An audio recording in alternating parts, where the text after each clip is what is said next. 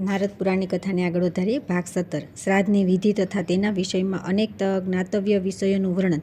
શ્રી સનકજી કહે છે કે હે મુનિ શ્રેષ્ઠ, હું શ્રાદ્ધની ઉત્તમ વિધિનું વર્ણન કરું છું, સાંભળો. તેને સાંભળીને મનુષ્ય બધા પાપોથી મુક્ત થઈ જાય છે. પિતાની પુણ્યતિથિના પહેલા દિવસે સ્નાન કરીને એકવાર ભોજન કરવું, જમીન પર સૂવું, બ્રહ્મચર્યનું પાલન કરે તથા રાત્રે બ્રાહ્મણોને નિમંત્રણ આપે. શ્રાદ્ધ કરતા પુરુષે દાંતણ કરવું, પાન ખાવું, તેલ અને ઉપટન લગાવવું, મૈથુન ઔષધ સેવન તથા બીજાના અન્નનું ભોજન ન કરવું, ચાલીને રસ્તો કાપવો, બીજા ગામ જવું, કલેશ, ક્રોધ અને મૈથુન કરવું, બોજો ઉઠાવો તથા દિવસે સૂવા, બધા કાર્ય શ્રાદ્ધ કરતા અને શ્રદ્ધા ભોગતાને છોડી દેવા જોઈએ. જો શ્રાદ્ધમાં નિમંત્રિત પુરુષ મૈથુન કરે છે તો તે બ્રહ્મત્યાને પ્રાપ્ત થઈને નરકમાં જાય છે.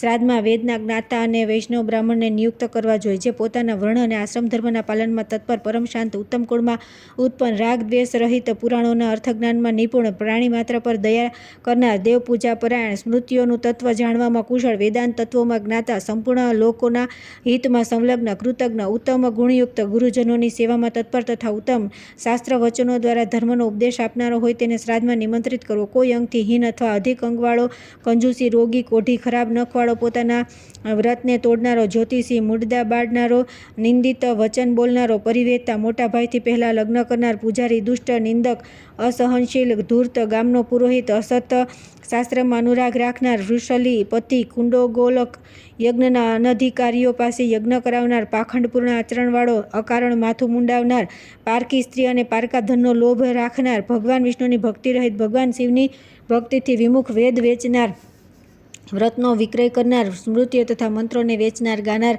મનુષ્યોની જૂઠી પ્રશંસા માટે કવિતા કરનાર, વૈદ્યક શાસ્ત્ર દ્વારા જીવિકા ચલાવનાર, વેદનિંદક, ગામ અને વનમાં આગ લગાડનાર, અત્યંત કામી, રસ વેચનાર, જૂઠી યુક્તિ આપવામાં તત્પર રહેનાર, આ બધા બ્રાહ્મણ શ્રાદ્ધમાં ત્યાગ કરવા યોગ્ય છે. શ્રાદ્ધથી એક દિવસ પહેલાં અથવા શ્રાદ્ધના દિવસે બ્રાહ્મણોને નિમંત્રિત કરવા. શ્રાદ્ધ કરતા પુરુષ હાથમાં કુશ લઈને ઇન્દ્રિયોને વશમાં રાખી વિદ્વાન બ્રાહ્મણને નિમંત્રણ આપે અને આ પ્રમાણે કહે કે હે સાધુ શિરોમણી, શ્રાદ્ધમાં પોતાનો સમય આપી મારા પર કૃપા કરો. ત્યાર પછી પ્રાતઃકાળે ઉઠીને સવારના નિત્ય કર્મ સમાપ્ત કરી વિદ્વાન પુરુષ કૃતપ કાળમાં શ્રાદ્ધ પ્રારંભ કરે. દિવસના 8મા મુહૂર્તમાં જ્યારે સૂર્યનું તેજ થોડું મંદ થઈ જાય તે સમયને કુતપ કાળ કહે છે. તેમાં પિતરોની તૃપ્તિ માટે આપેલું દાન અક્ષય થાય છે. બ્રહ્માજી પિતરોને અપરાહન કાળ જ આપ્યો છે. હે મુનિ શ્રેષ્ઠ, વિભિન્ન દ્રવ્યોની સાથે જ કવ્ય અસમયમાં પિતરો માટે આપવામાં આવે છે તેને રાક્ષસનો ભાગ સમજવો જોઈએ. તે પિતરોની પાસે પહોંચી શકતો નથી. સાયંકાળે આપેલ કાવ્ય રાક્ષસનો ભાગ થઈ જાય છે. તે આપનાર નરકમાં પડે છે અને તેનું ભોજન કરનાર પણ નરકગામી થાય છે. હે બ્રહ્મન, જો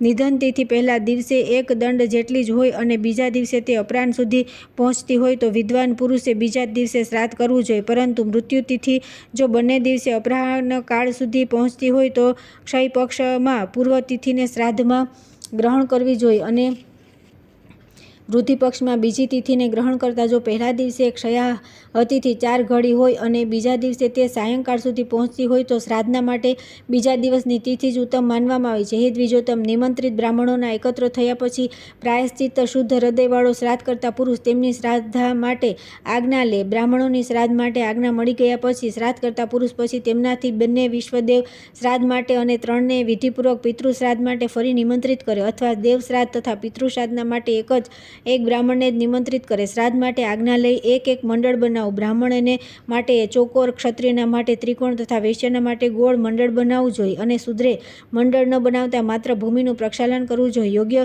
બ્રાહ્મણોના અભાવમાં ભાઈને, પુત્રને અથવા સ્વયં પોતાને જ શ્રાદ્ધમાં નિયુક્ત કરે, પરંતુ વેદશાસ્ત્રના જ્ઞાન રહિત બ્રાહ્મણને શ્રાદ્ધમાં નિયુક્ત ન કરે. બ્રાહ્મણના પગ ધોઈ તેને આચમન ધરાવે અને નિયત આસન પર બેસાડીને ભગવાન વિષ્ણુનું સ્મરણ કરતા રહીને તેમની વિધિપૂર્વક પૂર્તિ કરે. બ્રાહ્મણોની વચ્ચે અથવા શ્રાદ્ધ મંડપના દ્વાર દેશમાં શ્રાદ્ધ કરતા પુરુષ અપહતા, અસુર રક્ષા, સિવેદી, વિશદ આ ઋચાનું ઉચ્ચારણ કરતા તલ વિખેરે, જવ અને દર્ભ દ્વારા વિશ્વદેવોને આસન આપે. હાથમાં જવ અને કુશ લઈ કહે વિશ્વેશા દાવનમ ઇદમ આસનમ. આમ કહી વિશ્વદેવોને બેસવા માટે આસન રૂપે દર્ભ મૂકી દે અને પ્રાર્થના કરે કે હે વિશ્વદેવો, તમે લોકો આ દેવ શ્રાદ્ધમાં પોતાનો સમય આપો અને પ્રતીક્ષા કરો. અક્ષય દ્યોતક અને આસન સમર્પણના વાક્યમાં વિશ્વદેવો અને પિતરોના માટે ષષ્ઠી વિભક્તિનો પ્રયોગ કરવો જોઈએ. આહ્વાન વાક્યમાં દ્વિતીય વિભક્તિ બતાવવામાં આવી છે.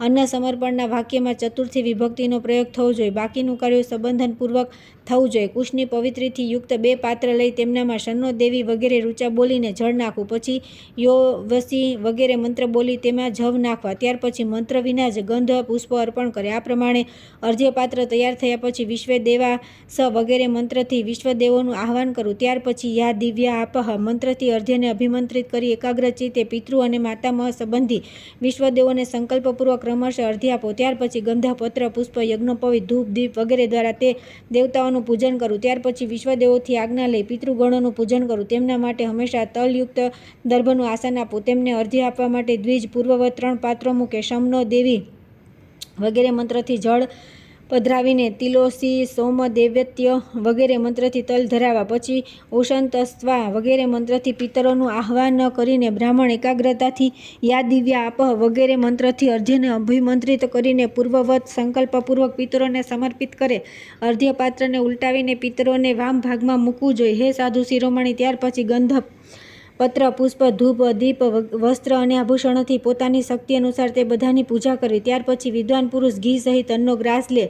અગ્નો કરીશ્યે, અગ્નિમાં હોમ કરીશ. આમ કહીને તે બ્રાહ્મણોની આ માટે આજ્ઞા લે કે હે મુને કરવે અથવા કરવાણી એમ કહીને શ્રાદ્ધ કરતાના પૂછવાથી બ્રાહ્મણો કુરુષ્વ ક્રિયતામ અથવા કુરુ એમ કહે. ત્યાર પછી પોતાની શાખાના ગુહ્ય સૂત્રમાં બતાવેલી વિધિ પ્રમાણે ઉપાસાગ્નિની સ્થાપના કરીને તેમાં પૂર્વોક્ત અન્નની 2 આહુતિઓ નાખવી. તે સમયે સોમાય પિતૃમતે સ્વધા નમ એમ બોલવું. પછી અગ્નયે કવ્યહાનાય સ્વધા નમ એમ બોલવું. પછી વિદ્વાન પુરુષ અંતમાં સ્વધાના બદલે સ્વાહા બોલીને પણ પિતૃયજ્ઞની આહુતિ આપી શકે. આ 2 આહુતિઓથી પિતરોને અક્ષય તૃપ્તિ થાય છે. અગ્નિના અભાવમાં અર્થાત યજમાનની અગ્નિહોત્રી ન હોય તો બ્રાહ્મણના હાથમાં દાનરૂપી હોમ કરવાનું વિધાન છે. હે બ્રહ્મન, જેવો આચાર હોય તે અનુસાર બ્રાહ્મણના હાથમાં અથવા અગ્નિમાં ઉક્ત હોમ કરવો જોઈએ. હે વિપ્રવર, જે પાર્વણ ઉપસ્થિત થયા પછી અગ્નિને દૂર કરવો નહીં. જો પાર્વણ ઉપસ્થિત થયા પછી પોતાનો ઉપાસ્ય અગ્નિ દૂર હોય તે પહેલાં નૂતન અગ્નિની સ્થાપના કરી તેમાં હોમ વગેરે જરૂરી કાર્ય પછી વિદ્વાન પુરુષ તે અગ્નિનું વિસર્જન ન કરે. જો નિધનનો દિવસ તિથિ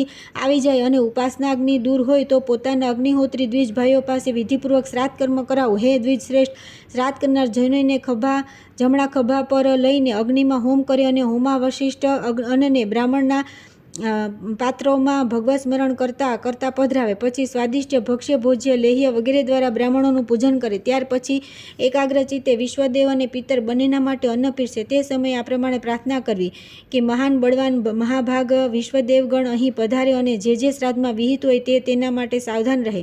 આ પ્રમાણે વિશ્વદેવોની પ્રાર્થના કરવી. એ દેવાસ વગેરે મંત્રથી પણ તેમની પ્રાર્થના કરવી જોઈએ. દેવ પક્ષના બ્રાહ્મણોની પણ આવી જ પ્રાર્થના કરવી. ત્યાર પછી એ ચેહ પિતરો વગેરે મંત્રથી પિતરોની અભ્યર્થના કરીને કહેવું કે જેમનું તેજ બધી દિશામાં પ્રકાશિત થઈ રહ્યું છે, જે ધ્યાનપરાયણ તથા યોગ દ્રષ્ટિથી સંપન્ન છે, તે મૂર્ત પિતરોને તથા અમૂર્ત પિતરોને હું સદા નમસ્કાર કરું છું. આ પ્રમાણે પિતરોને પ્રણામ કરી શ્રાદ્ધ કરતા પુરુષ ભગવાન નારાયણનું ચિંતન કરતા રહી આપેલા હવિષ્ય અને શ્રાદ્ધ કર્મને ભગવાન વિષ્ણુની સેવામાં સમર્પિત કરી દે. ત્યાર પછી તે બધા બ્રાહ્મણ મૌનપૂર્વક ભોજન પ્રારંભ કરે. જો કોઈ બ્રાહ્મણ આ સમયે હસે કે વાત કરે છે તો તે હવિષ્ય રાક્ષસનો ભાગ થઈ જાય છે. ભોજન વગેરેની પ્રશંસા કે નિંદા કરવી નહીં. સંપૂર્ણ મૌન રહેવું. ભોજન પાત્રને હાથનો સ્પર્શ કરીને જ ભોજન કરવું. જો કોઈ શ્રાદ્ધમાં નિયુક્ત થયેલો બ્રાહ્મણ પાત્રને સર્વથા છોડી દે છે તો તેને શ્રાદ્ધહંતા જાણવો જોઈએ. એ નરકમાં પડે છે. ભોજન કરનાર બ્રાહ્મણોમાંથી થોડા લોક જો એકબીજાનો સ્પર્શ કરી લે અને અન્નનો ત્યાગ ન કરીને તેને ખાઈ લે તો તે સ્પર્શજનિત દોષનું નિવારણ કરવા માટે તેમણે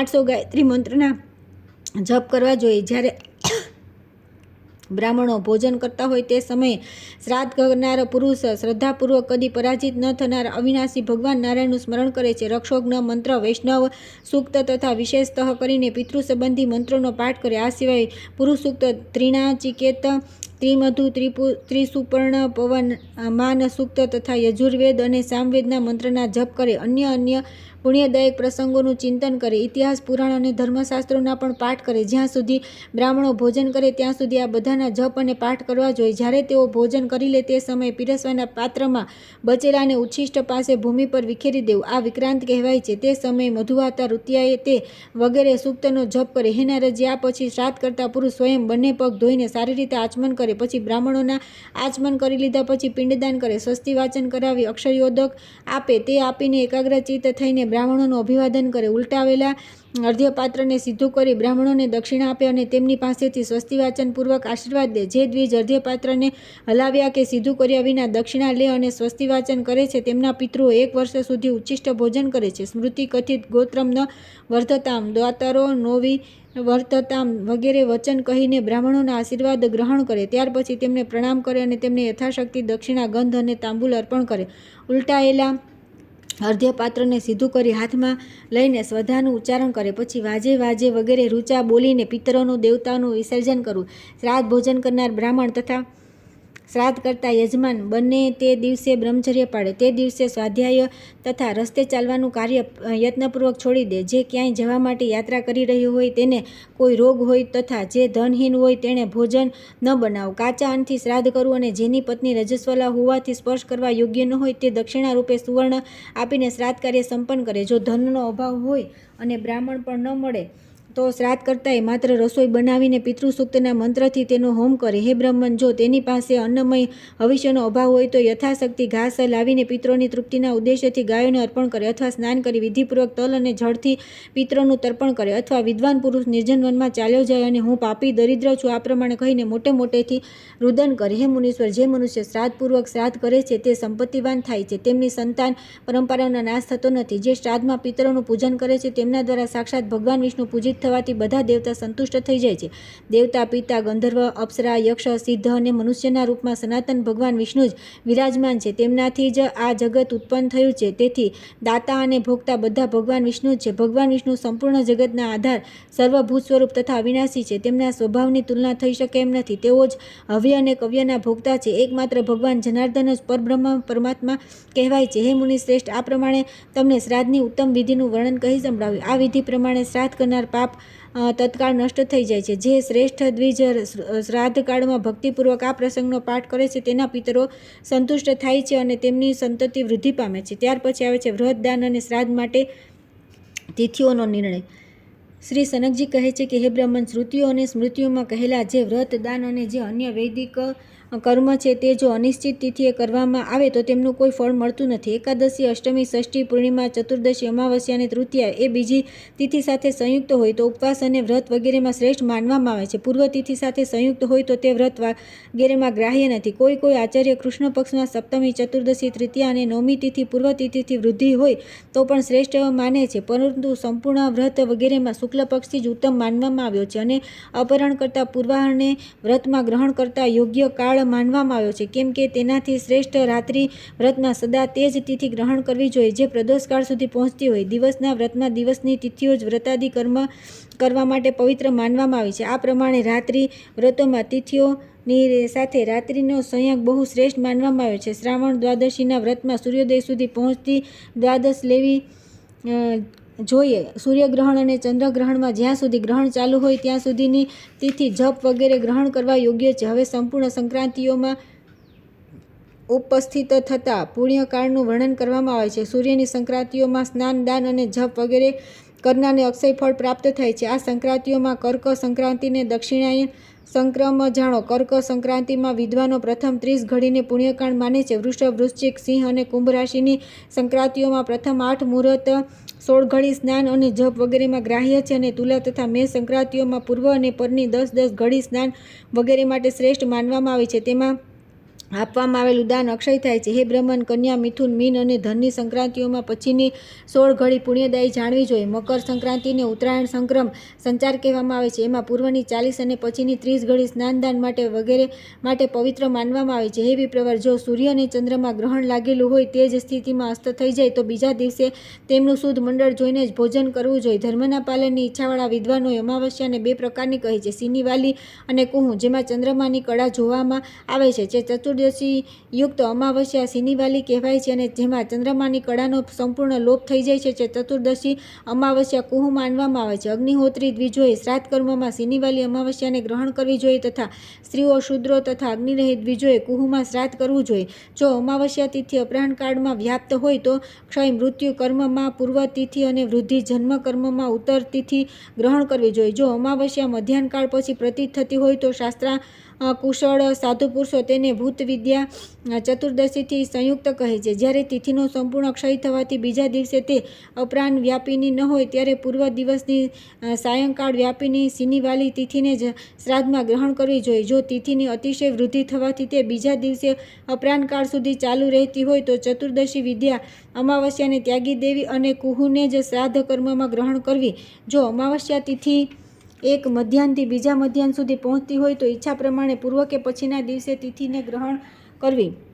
હે મુનિ શ્રેષ્ઠ, હવે હું સંપૂર્ણ પર્વો પર થનારા અન્નવાધાન અગ્નિસ્થાપનનું વર્ણન કરું છું. પ્રતિપદાના દિવસે યાગ કરવો જોઈએ. પર્વના અંતિમ ચતુર્થાંશ અને પ્રતિપદાના પ્રથમ 3 અંશને મનીષી લોકોએ યાગનો સમય માન્યો છે. યાગનો આરંભ પ્રાતઃકાળે કરવો જોઈએ. જો અમાવસ્યા અને પૂર્ણિમા બંને મધ્યાહન કાળમાં વ્યાપી હોય તો બીજા દિવસે યાગનો સમય નક્કી થાય છે. જો અમાવસ્યા અને પૂર્ણિમા બીજા દિવસે સંગવકાળથી પછી હોય તો બીજા જ દિવસે પુણ્યકાળ થાય છે. ક્ષયમાં પણ આવી જ વ્યવસ્થા જાણવી જોઈએ. બધા લોકોને દશમી રહિત એકાદશી તિથિ વ્રતમાં ગ્રહણ કરવી જોઈએ. દશમીયુક્ત એકાદશી 3 જન્મના કમાયેલા પુણ્યનો નાશ કરી નાખે છે. જો એકાદશી દ્વાદશીમાં એક કળા પર પ્રતીત થાય અને સંપૂર્ણ દિવસ દ્વાદશી હોય અને દ્વાદશી પણ ત્રયોદશી સાથે મળેલી હોય તો બીજા દિવસની દ્વાદશી જ ઉત્તમ માનવામાં આવી છે. જો આખો દિવસ શુદ્ધ એકાદશી હોય અને દ્વાદશીમાં પણ તેનો સંયોગ પ્રાપ્ત થતો હોય તથા રાત્રિના અંતમાં ત્રયોદશી આવી જાય તો તે વિષયમાં નિર્ણય બતાવું છું. પહેલા દિવસની એકાદશી ગૃહસ્થે કરવી જોઈએ અને બીજા દિવસની વિરક્તે કરવી. જો કલાભાર પણ દ્વાદશી ન હોય અને પારણાનો સમય ન મળતો હોય તો તે સ્થિતિમાં દશમી વિદ્યા એકાદશીએ પણ ઉપવાસ કરવો જોઈએ. જો શુક્લ યા કૃષ્ણમાં 2 એકાદશી હોય તો પહેલી ગૃહસ્થોને માટે અને બીજી વિરક્ત યતિઓ માટે ગ્રાહ્ય માનવામાં આવે છે. જો આખો દિવસ દશમીયુક્ત એકાદશી હોય અને દિવસની સમાપ્તિના સમય દ્વાદશીમાં પણ થોડી એકાદશી હોય તો તે બધાને માટે બીજા જ દિવસે દ્વાદશી વ્રત બતાવવામાં આવ્યું છે. જો બીજા દિવસે દ્વાદશી ન હોય તો પહેલા દિવસની દશમી વિદ્યા એકાદશી પણ વ્રતમાં ગ્રાહ્ય છે અને જો બીજા દિવસે દ્વાદશી હોય તો પહેલા દિવસની દશમી વિદ્યા એકાદશી પણ નિષિદ્ધ છે. તેથી આવી પરિસ્થિતિમાં દ્વાદશીએ વ્રત કરવું જોઈએ. જો એક જ દિવસે એકાદશી, દ્વાદશી અને રાતના અંતિમ ભાગમાં ત્રયોદશી પણ આવી જાય તો ત્રયોદશીમાં પારણા કરવાથી 12 દ્વાદશીનું પુણ્ય થાય છે.